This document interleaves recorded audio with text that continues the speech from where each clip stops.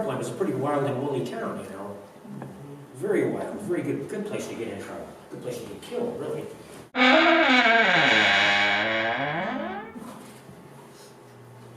This is Anchortown, summer of '71. Adolf Hitler's favorite author was a German named Karl May. May wrote pulpy Western novels. He'd never actually been to America. Dolphy was essentially a lazy man who immersed himself in secondhand mythology, the myths of the American West, the myth of the individual man who does not exist in a social economic hierarchy. The Führer probably never read Cervantes.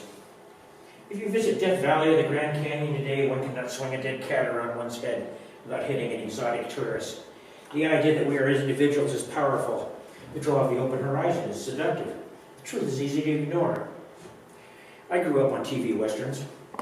When I went north to go fishing, I wanted to walk through the swinging doors of the Long Branch Saloon, belly up to the bar, call out for a bottle and a shot glass.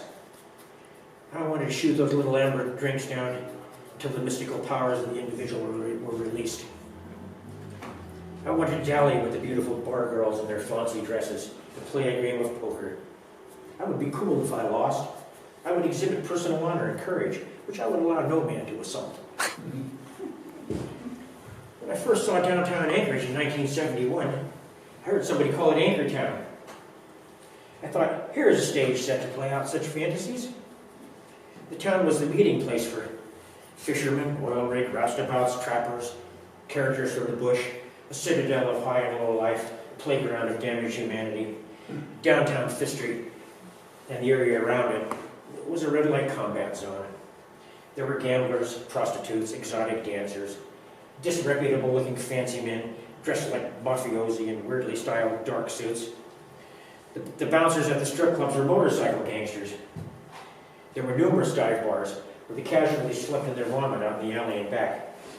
A crab fisherman sitting on a bar stool next to me in the Fifth Avenue Club shows me his finger, his little finger preserved in a bottle hanging around his neck on a gold chain. He tells me it was chopped off in a crab pot block. I was thrilled to be in such colorful company. Here were gamblers and hustlers, heroes and degenerates, all of us together in a raucous, potentially violent dance, a congress that went on all night, a night that went on until 5 in the morning, hours after the sun had actually risen. Alaska was a place to find a place if you had none. In Alaska, one could gain capital, advance on the board, or dissipate capital gains in a fit of stupid self-indulgence. Anchorage was the city at the end of the trail, where you went after drawing your pay. Anchorage was where you cash a big paycheck on the bar. Anchorage was where you could cash a big paycheck on the bar, generate a little red ink, maybe even get your ticket punched. In a toilet stall at the King Salmon Airport, it is written, for a good time, go home. When I was a young man, I did not particularly believe in scripture.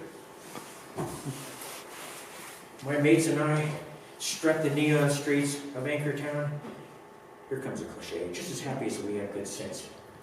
Barkers called us into strip clubs from the doorways.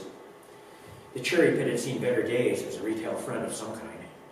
Front windows were painted black or pink. Full frontal performed on a low stage against the back wall. A narrow bar top cornered the stage. There were chairs at the bar. This is where you sat if you wanted to stuff dollar bills into G-strings, or leave the money if the dancer lost the string.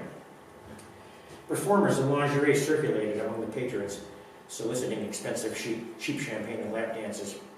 Prostitution could be an option. Fish money swam from drunken pipeline wallets and rivers of abandonment. As I sidle up to the low bar and back, I'm thinking about money. I can afford to stuff a few G-strings on a reason. The other half of my brain is asking, is this exploitation? If it is, who's the one being exploited? Is this organized crime or a social release valve?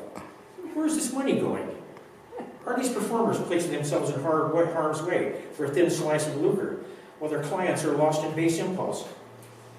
Some of the customers are probably not clients at all, but dark predators. These thoughts do not impede my progress to the stage. These thoughts are no more than an aroma carried in by the air currents. The disc jockey, master of ceremonies, introduces the dancers. Please welcome Brandy to the stage. Give her a big hand. I get it, it's show business. The proper protocol is to treat the dancers like performers. I watch the show. The dancer is beautiful to me. The music is heavy metal. The choreography is to drop the top during the second tune. When the DJ spins the third selection, bottom comes off. She proudly displays, perched on her high heels. I go stupid. I feel like I did when I touched tongues with Betty Lou in my dad's 58-foot station wagon. At one point, she sits in front of me, leans back on her hands like a lady sitting on a beach, places both calves on my shoulders, one on each side of my head. I'm entranced. I gaze stupidly down into the territory where I'm not allowed to immigrate. My hand convulsively releases paper money on the stage. I am unaware of how silly this must look to a dispassionate observer. I look up to her thespian face. I look into her eyes. The eyes are not unkind, but they are guarded. Watchful policeman's eyes. I stay for a while and watch Misty Sherry and Lollipop dance. I know this is longer than the others. I go to another club. In another club, a newbie takes the stage for the first time ever. The other dancers circulate in the crowd, cheering and leading her on. A dancer standing next to me catches my eye. When she's in front of you, put $1 in her G-string, she says sweetly. After the performance, the naked girl crawls around on the stage, gathering a pile of bills she has kicked into a corner. They look like a pile of dry leaves. I think these women are members of a guild, situated outside political, social, and familial protections. Glittering predator eyes surround the campfire in this place.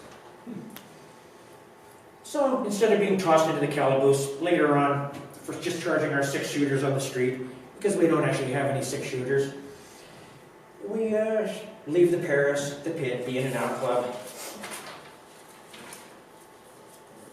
We go back to our hotel. I am safe. I can still afford those $50 tennis shoes for the daughter who is yet to be born.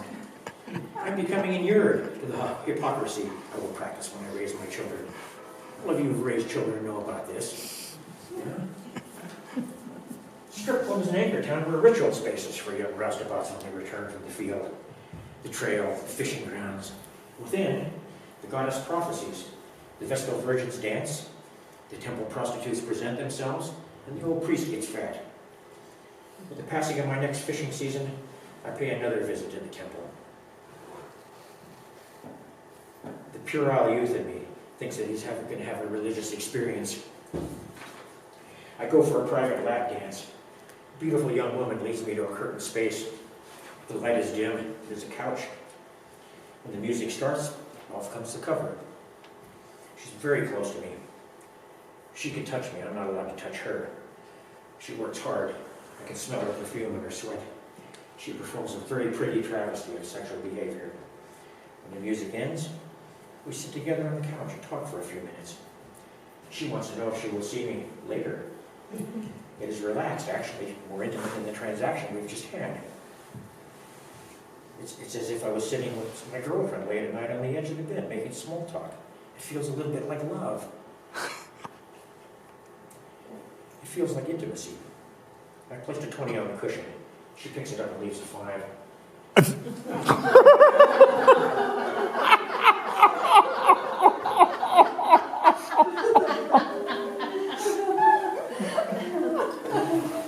tell her to keep it.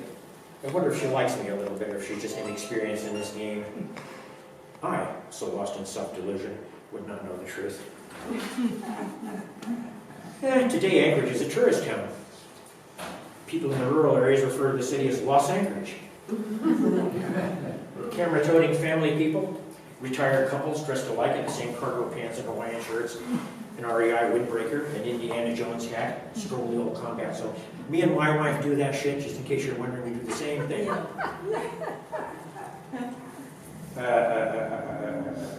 Here they go into nice restaurants, purchase souvenirs and reindeer hot dogs, or maybe visit the museum. Cruise ship clients recircle through downtown like aluminum cans. The old open-faced riot of bad human behavior has become a demi-monde, relegated to a dark place, out of walking distance, where it can't be seen so well.